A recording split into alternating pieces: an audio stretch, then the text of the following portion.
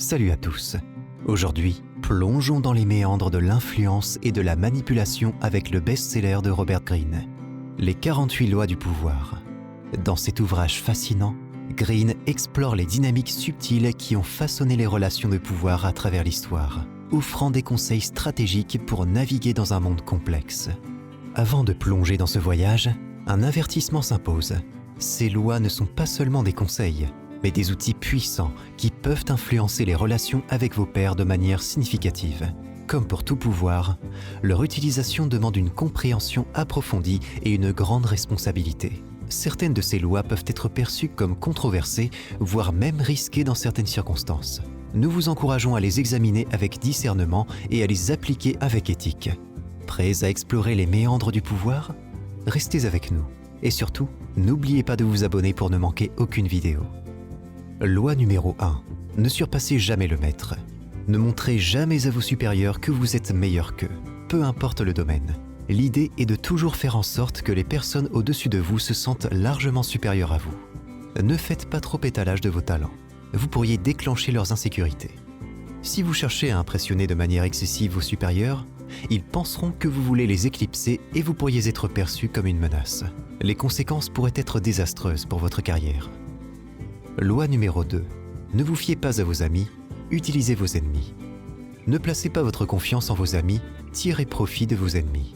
Soyez prudent avec vos amis, car beaucoup pourraient vous trahir par envie, tandis que d'autres pourraient se révéler capricieux et tyranniques. Engagez un ancien ennemi, et celui-ci pourrait s'avérer être plus loyal qu'un ami, car il aura besoin de démontrer sa loyauté. En réalité, il y a davantage à craindre de la part de vos amis que de vos ennemis. Si vous ne comptez pas d'ennemis, trouvez un moyen de vous en faire. Loi numéro 3. Dissimulez vos intentions. Maintenez un voile d'incertitude autour de vos actions en ne dévoilant jamais l'objectif qui les sous-tend. Si vos ennemis ignorent vos véritables desseins, ils seront incapables de se défendre adéquatement. Orientez-les dans une direction différente. Créez une confusion délibérée et lorsque vos desseins seront découverts, il sera déjà trop tard. Loi numéro 4. Dites-en toujours moins que nécessaire. Limitez toujours vos propos au strict nécessaire. Plus vous parlez, plus vous paraissez banal. Même des paroles anodines peuvent paraître originales si elles demeurent vagues et énigmatiques. Les individus puissants suscitent l'impression et l'intimidation grâce à leur parcimonie verbale. Plus vous parlez, plus vous vous exposez à dire des sottises. Loi numéro 5. Protégez votre réputation comme la prunelle de vos yeux. La réputation constitue le fondement du pouvoir. Elle peut à elle seule vous permettre d'impressionner et de remporter des combats. Cependant, une fois compromise, vous devenez vulnérable et exposé à des attaques de toutes parts. Veillez à ce que votre réputation demeure toujours irréprochable. Soyez vigilant, anticipez les attaques avant qu'elles ne surviennent. En parallèle, apprenez à détruire vos ennemis en sapant leur réputation. Créez des failles, puis restez silencieux, laissant la meute agir. Loi numéro 6. Attirez l'attention à tout prix. Tout n'est qu'apparence. Ce qui échappe au regard n'a aucune importance. Ne vous laissez jamais engloutir par la foule ou tomber dans l'oubli. Positionnez-vous à tout prix comme l'élément central, celui qui attire l'attention. Soyez plus imposant, plus éclatant, plus mystérieux que la masse terne et fade. Devenez l'aimant qui capte tous les regards. Loi numéro 7. Laissez le travail aux autres, mais recueillez-en les lauriers. Tirez parti de la sagesse, du savoir et du labeur d'autrui pour promouvoir votre propre cause. Cette assistance ne vous apportera pas seulement une énergie et un temps précieux, mais elle vous attribuera une aura quasi divine d'efficacité et de diligence. À terme, vos collaborateurs seront oubliés, et seul votre souvenir persistera. Ne vous engagez jamais dans des tâches que d'autres pourraient accomplir à votre place.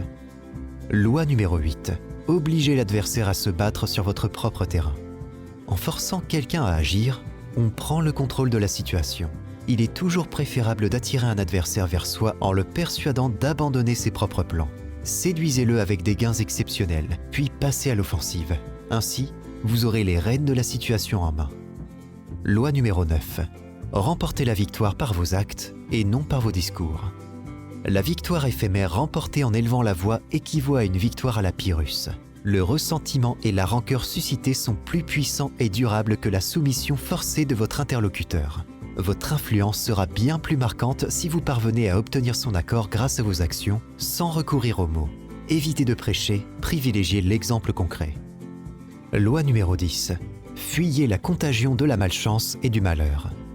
Le malheur d'autrui peut être contagieux et les états d'âme se propagent. En cherchant à aider quelqu'un en difficulté, vous risquez seulement d'être entraîné vers votre propre perte. Les personnes malchanceuses semblent attirer l'adversité, non seulement sur elles-mêmes, mais peut-être aussi sur vous. Il est préférable de privilégier la compagnie de ceux à qui tout réussit. Loi numéro 11. Rendez-vous indispensable. Afin de préserver votre indépendance, il est essentiel que l'on ne puisse se passer de vous. Plus vous êtes indispensable, plus vous jouissez de la liberté. En demeurant le garant du bonheur et de la prospérité d'autrui, vous vous assurez de n'avoir rien à craindre. Veillez à ce que l'on ne possède jamais suffisamment de connaissances pour se débrouiller sans votre aide. Loi numéro 12. Soyez d'une honnêteté et d'une générosité désarmantes. Un acte sincère et honnête peut compenser de nombreuses actions malveillantes. L'honnêteté et la générosité peuvent désarmer même les individus les plus méfiants. Utilisez l'honnêteté judicieusement, identifiez les faiblesses, puis manipulez à votre guise. Un cadeau offert au moment opportun, tel un cheval de Troie, peut produire un effet dévastateur. Loi numéro 13. Misez sur l'intérêt personnel, jamais sur la pitié ni la reconnaissance. Si vous cherchez un allié, évitez de lui rappeler les services que vous lui avez rendus par le passé. Cela pourrait le faire fuir. Préférez mettre en avant, dans votre demande d'alliance, un élément qui serait bénéfique pour lui. Insistez sur cet aspect. Plus il perçoit les avantages potentiels, plus il sera enclin à se montrer enthousiaste. Loi numéro 14. Soyez un faux ami et un vrai espion. Il est essentiel de tout savoir sur son rival. Vous acquérez un avantage inestimable en déployant les espions capables de vous transmettre des informations cruciales. Encore mieux, engagez-vous vous-même dans l'espionnage. Lors de réunions sociales, soyez attentifs, observez, écoutez. À travers des questions indirectes, dévoilez les faiblesses et les intentions de vos interlocuteurs. Utilisez toutes les ressources à votre disposition pour maîtriser l'art de l'espionnage. Loi numéro 15. Écrasez complètement l'ennemi. Depuis Moïse, tous les grands chefs comprennent qu'un ennemi redoutable doit être éliminé jusqu'au dernier. Certains l'ont appris à leurs dépens. Si même une petite étincelle persiste, le feu peut se raviver. Il y a bien plus à risquer en faisant preuve de clémence qu'en éliminant totalement son ennemi. Ce dernier pourrait se rétablir et chercher à se venger. Écrasez-le, non seulement physiquement, mais également dans son esprit. Loi numéro 16. Faites-vous désirer. Tout ce qui est rare est apprécié. Plus on se montre, plus on risque de paraître banal. En faisant partie d'un groupe, s'éloigner un certain temps suscitera davantage d'attention et d'admiration. Adoptez l'art de l'absence. Parsemez quelques moments d'absence et votre rareté accroîtra votre valeur. Loi numéro 17. Soyez imprévisible. Les individus fonctionnent par habitude. Lorsque vous ne surprenez plus personne, cela donne l'impression aux autres de vous avoir cerné. Inversez cette dynamique. Adoptez volontairement l'imprévisibilité. Un comportement délibérément déconcertant déstabilisera les gens, les laissant perplexes face à l'interprétation de vos actes. Cette stratégie peut non seulement intimider, mais également susciter l'effroi. Loi numéro 18. Ne restez pas dans votre tour d'ivoire. Le monde est comparable à une jungle où les ennemis abondent, et chacun doit veiller à sa protection. Une forteresse peut sembler être le refuge le plus sûr. Cependant, l'isolement comporte ses propres risques. D'une part, il vous prive d'informations cruciales, et d'autre part, en vous isolant, vous devenez une cible facile. Il est préférable de circuler, de trouver des alliés et de vous mêler aux autres. La foule agit comme un bouclier humain très efficace. Loi numéro 19. Ne marchez pas sur les pieds de n'importe qui. Les individus varient considérablement à travers le monde, chacun réagissant de manière distincte. Certains, lorsqu'ils sont trompés ou manipulés, consacrent le reste de leur existence à rechercher une opportunité de vengeance. Ce sont des loups qui se cachent derrière une apparence d'agneau. Optez avec précaution vos cibles et adversaires, et évitez de maltraiter n'importe qui.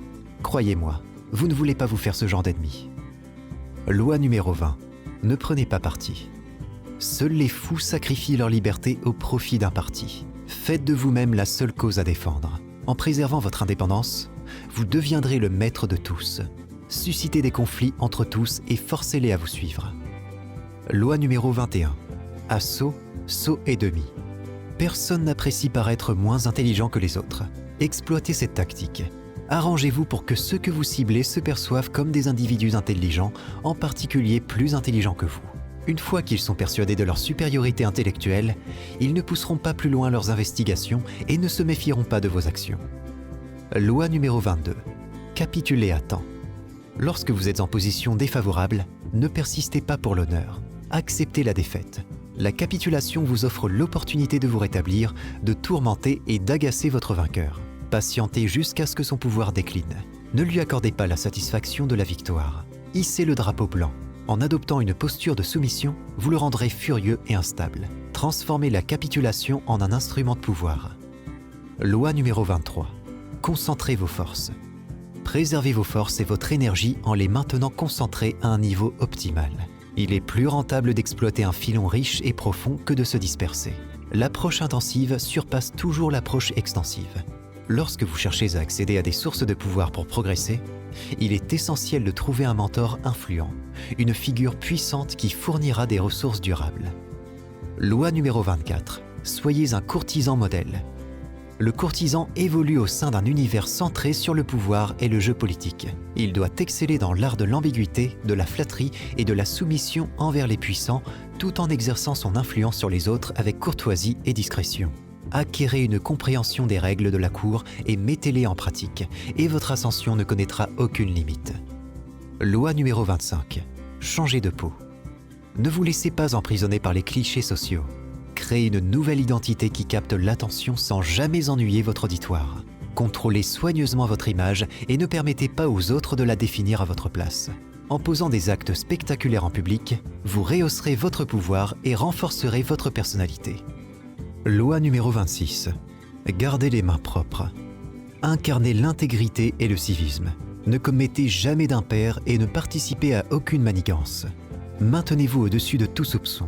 Au lieu de cela, utilisez les autres comme bouc émissaire ou déléguez-leur la tâche de s'occuper des situations délicates à votre place. Loi numéro 27. Créez une mystique. Les individus ressentent un besoin irrésistible de croire en quelque chose. Devenez le centre de cette aspiration en leur offrant une cause à soutenir, une nouvelle foi à embrasser.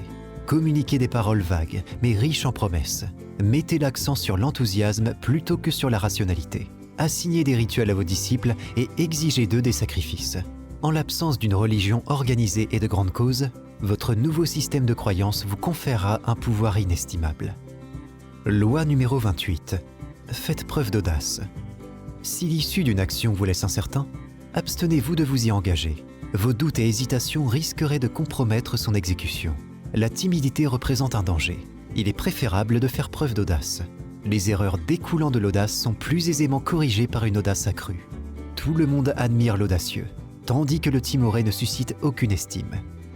Loi numéro 29. Suivez un plan précis jusqu'au but final. L'essentiel réside dans le dénouement. Anticipez toutes les étapes qui y conduisent en tenant compte des éventuelles conséquences, des obstacles susceptibles d'émerger et des revers de fortune qui pourraient compromettre vos efforts. En planifiant votre action jusqu'à sa conclusion, vous éviterez d'être pris au dépourvu et saurez déterminer le moment opportun pour vous arrêter. Orientez habilement la chance de votre côté en démontrant une vision à long terme. Loi numéro 30. N'ayez jamais l'air de forcer. Faites en sorte que vos actions semblent naturelles et exécutées avec aisance. Dissimulez la sueur et le sang investi. Et taisez les trouvailles géniales qui ont facilité votre tâche. Créez l'impression d'agir avec une fluidité constante, laissant penser que vous êtes capable de faire bien plus. Si vous semblez plier sous le fardeau, cela suscitera des interrogations. En ce qui concerne vos astuces et stratagèmes, gardez-les pour vous. Leur divulgation pourrait être utilisée à votre désavantage. Loi numéro 31. Offrez le choix, car id docila. Les tromperies les plus efficaces sont celles qui donnent l'illusion de laisser le choix à la victime, lui faisant croire qu'elle contrôle la situation alors qu'elle devient une marionnette entre vos mains. Présentez des alternatives qui avantageront vos desseins, quelle que soit la décision prise. Obligez les individus à choisir entre deux mots, chacun servant vos intérêts. Peu importe la direction qu'ils prennent, ils seront pris au piège. Loi numéro 32. Touchez l'imagination. La vérité, surtout quand elle est désagréable, est souvent évitée. Évitez de rappeler la réalité, car cela pourrait engendrer la colère et déception. Dans une vie déjà difficile et angoissante, ceux qui embellissent les choses par de belles histoires sont comme des oasis dans le désert, attirant tout ce qui les entoure. Posséder le pouvoir d'exploiter l'imagination des masses est une capacité considérable. Loi numéro 33. trouvez le talon d'Achille. Chaque individu possède une vulnérabilité, une brèche dans la forteresse de sa personnalité, qu'il s'agisse d'un sentiment d'insécurité, d'une émotion incontrôlable, d'un besoin pressant, voire d'un péché mignon. Quelle que soit cette faiblesse, elle devient un talon d'Achille sur lequel vous pouvez agir à votre avantage dès que vous la découvrez. Loi numéro 34. Soyez royal. La façon dont on vous traite reflète votre attitude. La vulgarité et la banalité ne suscitent aucun respect. C'est parce qu'un roi se respecte lui-même qu'il inspire le respect chez les autres. Affichez une attitude royale, ayez confiance en votre pouvoir et vous apparaîtrez comme digne de porter la couronne. Loi numéro 35. Maîtrisez le temps. Évitez toute précipitation, car elle révèle un manque de sang-froid. Cultivez la patience, car chaque chose trouve son moment. Attendez le moment propice. Percevez les tendances et l'air du temps qui vous propulseront vers le pouvoir. Restez vigilant tant que l'heure n'est pas venue, et portez les stockades au moment opportun. Loi numéro 36. Méprisez les contrariétés. En laissant un problème insignifiant vous obséder, vous lui accordez une importance démesurée. Accorder de l'attention à un ennemi ne fait que le renforcer. En tentant de rectifier une erreur minuscule, il y a un risque de l'aggraver.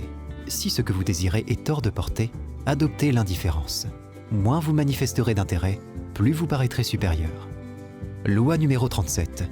Jouez sur le visuel. L'utilisation d'images percutantes et de gestes symboliques forts génère une aura de pouvoir qui touche chacun. Mettez-vous en avant et optez pour des symboles visuels impressionnants qui amplifient votre présence. Éblouis par cette apparence, les observateurs ne prêteront guère attention à vos actions réelles. Loi numéro 38. Pensez librement, parlez sobrement. Afficher des opinions à contre-courant, anticonformistes et peu orthodoxes pourrait donner l'impression que vous vous considérez plus intelligent que les autres, suscitant ainsi des réactions défavorables. Il est préférable de s'intégrer à la masse.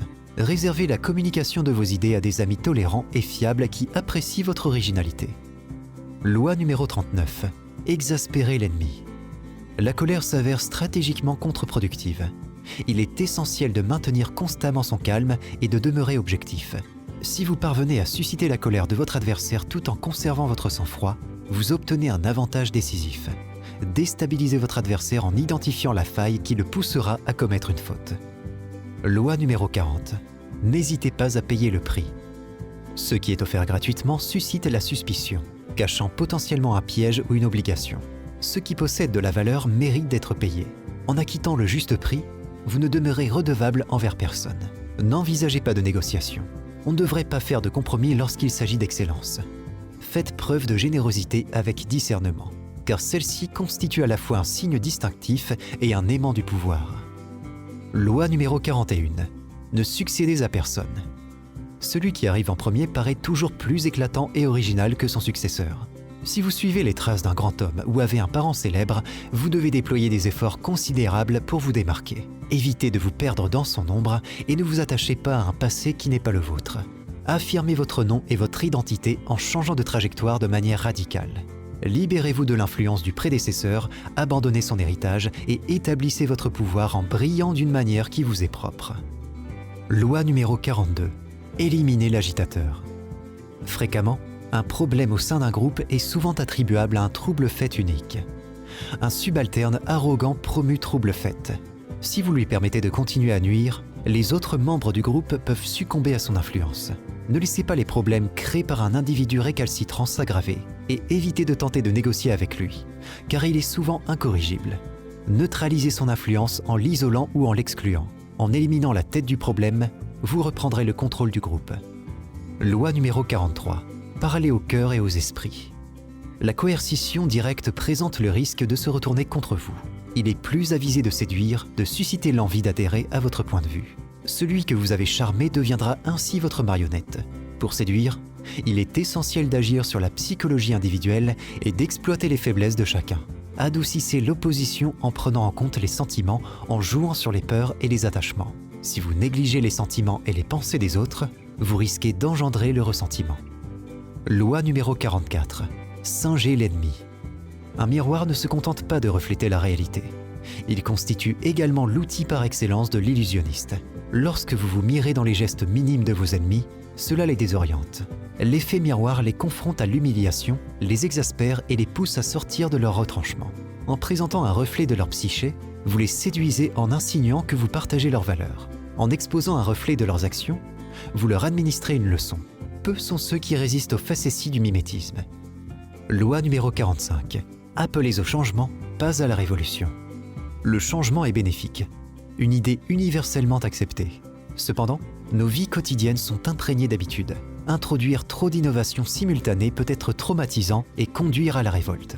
Que vous veniez d'accéder à un poste de pouvoir ou que vous cherchiez à établir des fondations solides, il est crucial de montrer votre respect envers les traditions. Si un changement s'avère nécessaire, présentez-le comme une légère amélioration du passé. Loi numéro 46. Ne soyez pas trop parfait. Afficher une supériorité par rapport à autrui est toujours risqué, mais seul est davantage de donner l'impression de n'avoir ni défaut ni faiblesse. La jalousie engendre des adversaires silencieux. Il est judicieux de mettre en avant de temps à autre quelques imperfections, d'admettre de petits vices insignifiants, afin de désamorcer l'envie et de paraître plus humain, plus accessible. Seuls les morts et les dieux peuvent être impunément parfaits. Loi numéro 47. Sachez vous arrêter. Le moment de la victoire représente le pic du danger. Dans l'enthousiasme de la réussite, un excès de confiance peut vous inciter à dépasser l'objectif initial que vous vous étiez fixé. Évitez de pousser trop loin, sinon vous risquez de susciter plus d'opposition que vous n'en avez surmonté. Gardez la tête froide et ne laissez pas le succès vous monter à la tête. Rien ne saurait remplacer une stratégie solide et une planification prudente. Définissez un objectif et une fois atteint, arrêtez-vous. Loi numéro 48. Soyez fluide. En exposant un plan gravé dans le roc, vous vous exposez à la vulnérabilité. Plutôt que d'adopter des contours définis susceptibles d'être exploités par votre ennemi, maintenez une adaptabilité et une mobilité constante. Acceptez l'incertitude. Comprenez qu'aucune loi n'est immuable. La meilleure façon de vous protéger est d'incarner la fluidité et l'insaisissabilité de l'eau. Ne misez jamais sur la stabilité ni sur l'immobilité. Tout est sujet au changement. Et voilà, c'est la fin de notre aventure aujourd'hui. J'espère que cette vidéo vous a informé, inspiré ou simplement diverti. Si c'est le cas, n'oubliez pas de laisser un pouce bleu, de vous abonner pour ne manquer aucune de nos futures vidéos et activez la cloche pour être notifié à chaque nouvelle publication. Dites-moi dans les commentaires si vous voulez que j'illustre davantage d'exemples tirés du livre. N'oubliez pas de partager la vidéo avec vos amis si vous pensez qu'elle pourrait les intéresser. Ça nous aidera énormément à faire grandir la communauté. Merci infiniment pour votre soutien. On se retrouve très bientôt pour une nouvelle aventure. Prenez soin de vous et à la prochaine.